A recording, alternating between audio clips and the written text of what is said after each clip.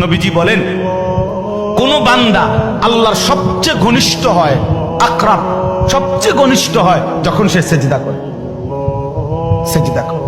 এজন্য আমার শায়েখ আল্লামা মুফতি মুশতাকুন নবী কাসিমি হুজুর সবসময় এটা বলে যে কোন বান্দা যখন সেজদা করে তো আল্লাহ তাআলা তার পিঠে মাথায় এভাবে হাত বুলায় দেয়, আদর করে। আল্লাহ আদর করে, আল্লাহর কুদরতি পায়ে সেজদা দেয়, মালিক তখন আদর করে দেয়, পিঠে মাথায় হাত বুলায় দেয়। আল্লাহ ডেকে বলে, আনিস আমারে সেজদা করছো না, ইরফা রাসা, উঠো, মাথা উঠো, ওঠো, বসো বসো।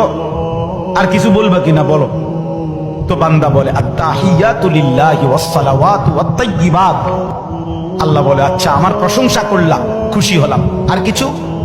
আল্লাহুম্মা সাল্লি আলা মুহাম্মদ ওয়া আলা আলি মুহাম্মদ। ও মাশাআল্লাহ, আমার বন্ধুর প্রশংসা করলা, দুরূদ পড়লা, আমি এত খুশি হলাম, এখন কিছু আর বলবা?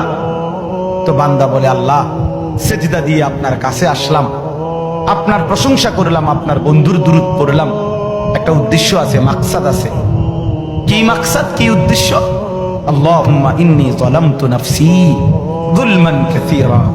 আয় মাওলা, আমি বড় নাফরমান মাওলা, আমার গুনাহ অনেক বেশি মাওলা, আর আমি জানি ওয়ালা ইয়াগফিরুয যুনুবা ইল্লা আনতা, আপনি ছাড়া আর মাফ করার কেউ নাই। এই জন্য আপনার এত কাছে আসলাম, আপনার স্পর্শ পেলাম, আপনার বড় আকরাব ঘনিষ্ঠ হলাম।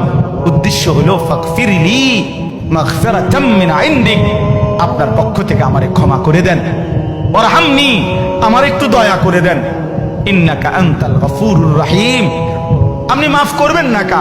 আপনি তো ক্ষমাশীল, আপনি দয়া করবেন না কেন? আপনি তো রহিম, দয়াবান। আল্লাহ বলে, কস কি রে বান্দা, এত আদর করে বললে মাফ না করি কেন?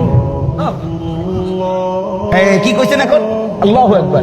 এই জন্য বান্দা যখন সালাম ফিরায় এই ডানে বামে, তখনই একবার কি পড়ে, অর্থাৎ উদ্দেশ্য হলো সে সালাম ফিরাইয়াই আল্লাহু আকবার বলে, অর্থ বলে আর মানুষের জানায়, ভাই সাহেব আল্লাহ বহুত বড় মহান, উনি আমার মাফ করে দিছে। আল্লাহু আকবার।